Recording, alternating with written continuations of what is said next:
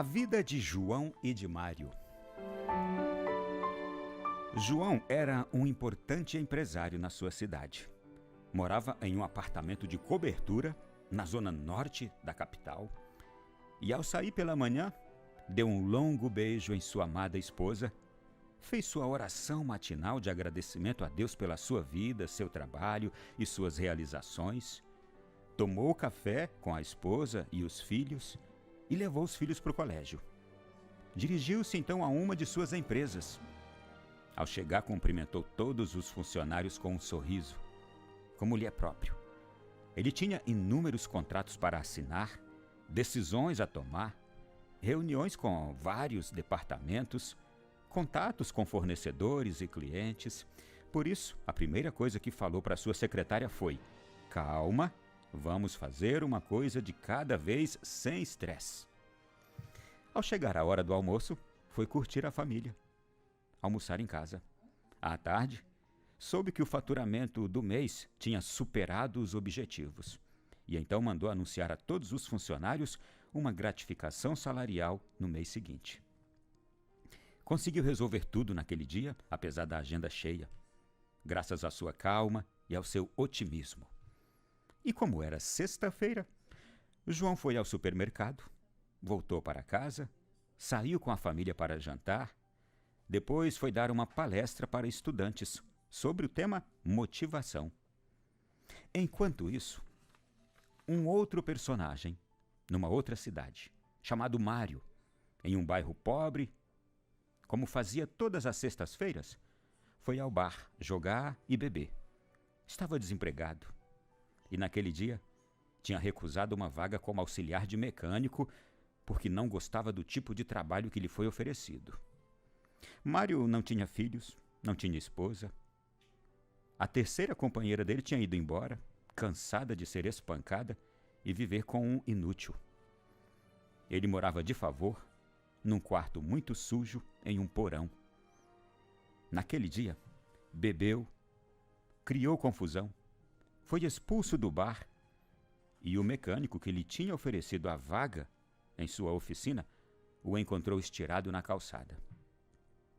Levou ele para casa e depois de passado o efeito da bebida, lhe perguntou por que ele era daquele jeito. Ele começou então a desabafar e a contar para o mecânico. Eu sou um desgraçado. Meu pai era assim. Bebia. Batia em minha mãe.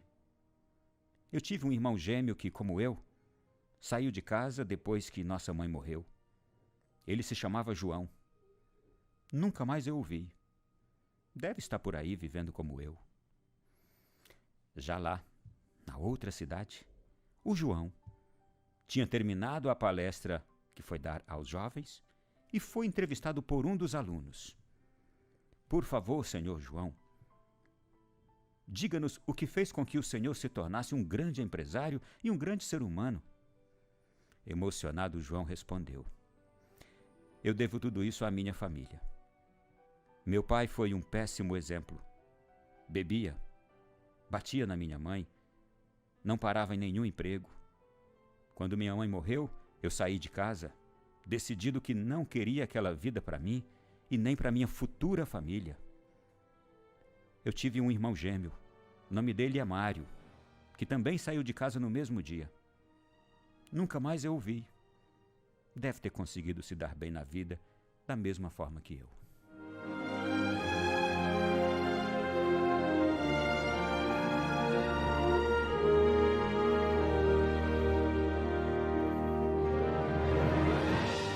Meu irmão, minha irmã, eu agradeço muito à Rejane Oliveira que me enviou há alguns anos esse episódio da vida do João e do Mário, dois irmãos gêmeos, nascidos no mesmo berço. Tiveram o mesmo pai, a mesma mãe, passaram pelo mesmo sofrimento juntos, foram embora de casa no mesmo dia, depois que a mãe tinha morrido, porque não aguentariam viver com o pai daquele jeito. Mas aqui você percebeu uma grande diferença. A vida do João é uma. e a do Mário, outra. Como entender isso? O que refletir sobre isto? Sabe, gente, os acontecimentos de agora na nossa vida, ou do passado, eu pergunto, eles podem definir o nosso futuro? Eu mesmo posso responder, sim, eles podem. Mas a maneira como nós reagimos aos acontecimentos também pode? Estou perguntando. Sim, a maneira como reagimos também pode mudar e definir o nosso futuro.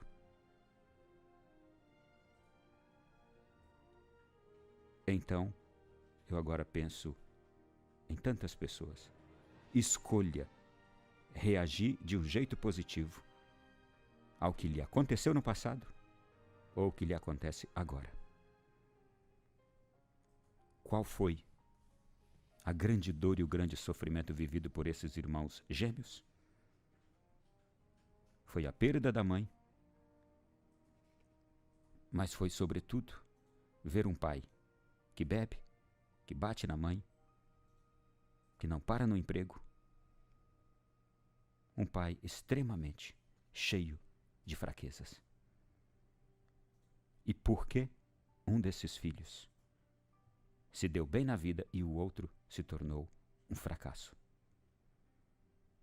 Sendo que os dois tiveram o mesmo berço, passaram pelas mesmas dores, saíram de casa no mesmo dia. A forma como reagiram.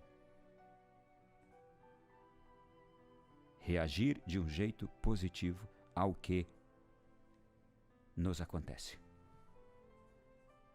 Eu gostaria de hoje dizer a tanta gente, não lamente, por favor, pelo seu passado. Não sofra e não se prenda ao seu passado. Se precisar ir a uma igreja rezar e chorar, e chamar um padre para conversar, ou uma outra pessoa experiente, cheia de Deus, cheia de fé, cheia de um coração bom, para lhe ouvir, porque desabafar também é pôr para fora o entulho, o lixo, a dor, a coisa ruim que está dentro da gente, para que a gente possa sentir-se mais leve e recomeçar, mas ouvindo palavras que edificam e pessoas que nos levantam e não o contrário. Se precisar, faça. Levante-se agora. Saia de casa agora. Saia de onde você está agora para resolver este embrulho que está dentro de você.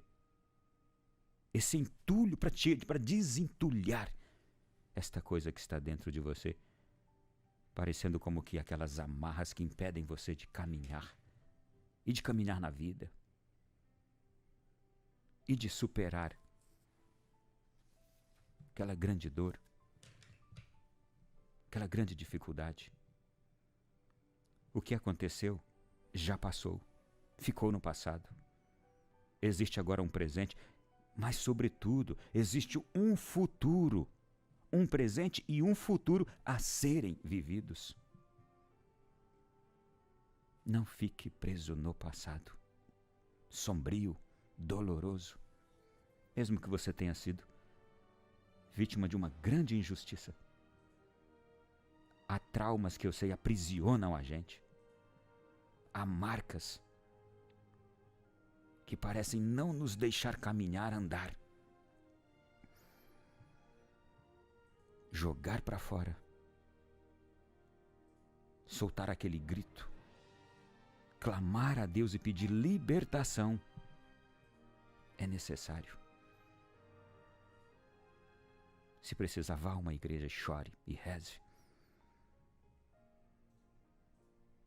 E olhe para o céu e olhe para Jesus. Se precisar, questione a Jesus. Por que o Senhor permitiu? Por que eu? Você vai ouvir respostas dele.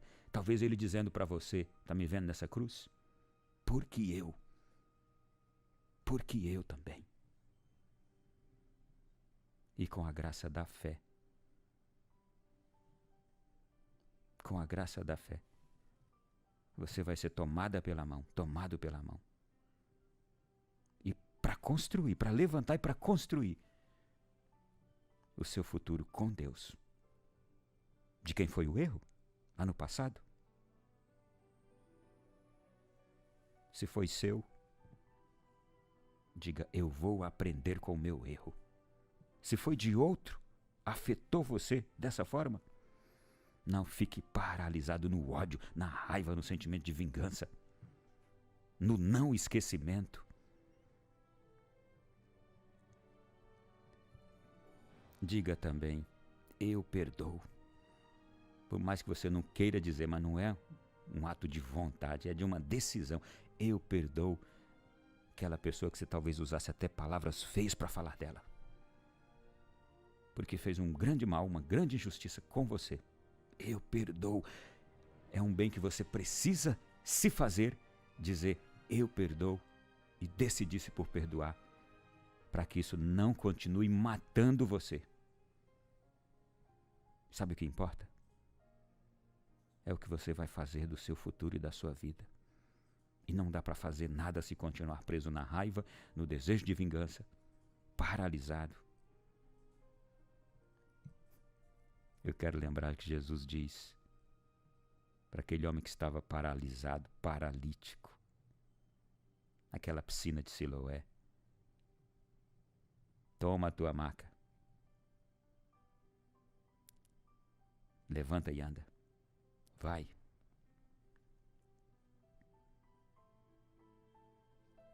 Eu preciso testemunhar, claro que eu não vou falar quem, mas hoje eu tive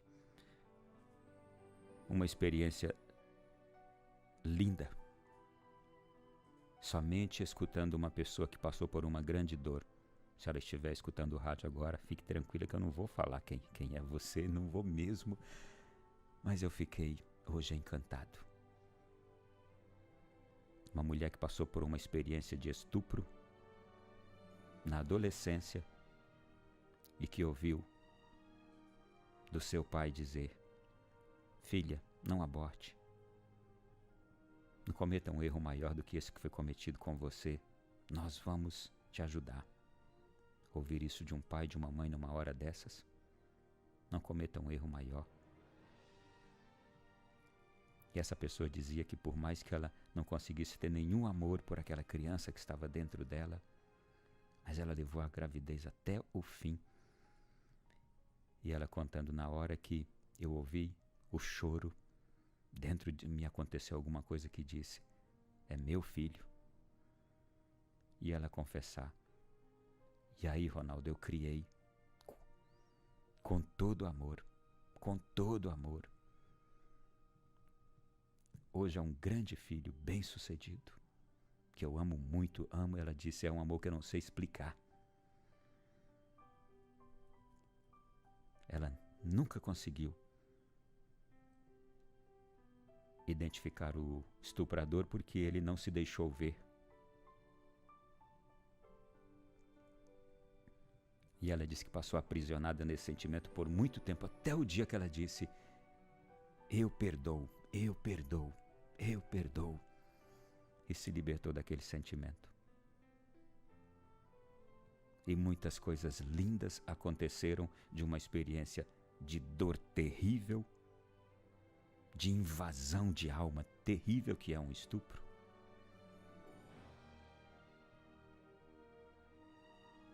De um sentimento horrível que é ter se sentido assim, completamente violada. Mas aí veio uma experiência de amor inexplicável quando nasce aquela criança, que ela estava disposta simplesmente a dar depois que nascesse e não quis mais dar. Há muitas mulheres que passaram por isto. E eu peço perdão diante de Deus pelos monstros que cometem esta atrocidade do estupro. São monstros.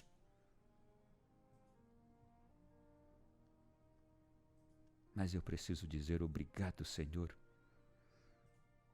porque em meio a tanta dor, tanto sofrimento, tanta angústia que um homem não sabe explicar,